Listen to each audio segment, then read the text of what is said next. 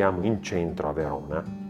e siamo andati a sopraelevare di circa un paio di metri un attico, un sottotetto presente su un condominio degli anni 40 indicativamente. Il progetto nasce molto tempo fa ed ha avuto un iter burocratico molto lungo.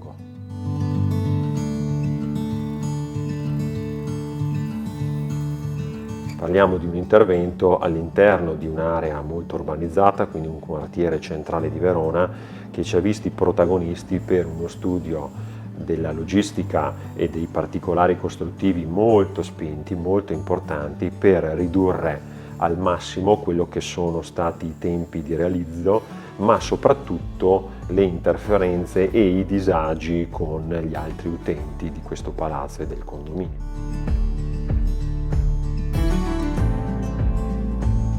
Spesso siamo abituati ad identificare il mondo delle case in legno come la classica abitazione, la classica casa realizzata su un terreno pianeggiante, quindi una casa singola, una bifamiliare o comunque una soluzione cosiddetta terra-cielo.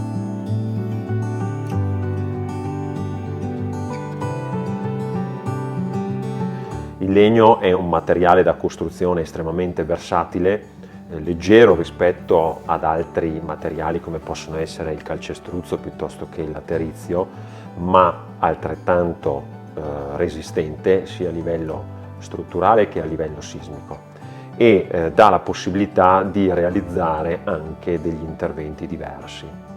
Oggi vi racconto un progetto di una sopraelevazione di un edificio esistente. Il legno ci ha permesso di essere veloci, ci ha permesso di essere versatili, ha permesso comunque di andare a riqualificare un volume con la normativa esistente in termini di prestazioni energetiche, di efficienze energetiche ed anche di comfort interno. Creopuro è sempre attenta allo sviluppo sostenibile, ad un'edilizia sostenibile, non solo mediante l'utilizzo di materiali naturali come possono essere il legno, la fibra di legno, la canapa o da altri materiali, ma anche attenta all'utilizzo dell'ambiente, all'utilizzo del territorio. Questa tipologia di progetti ci permettono di rinnovare il nostro parco edilizio e al tempo stesso di ridurre di molto quello che è l'invasività dell'edilizia nel consumo di suolo.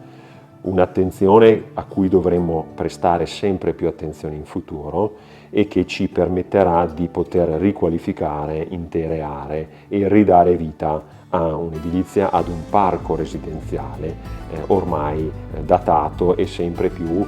fuori da quello che sono i parametri di un'efficienza sismica e di un'efficienza energetica.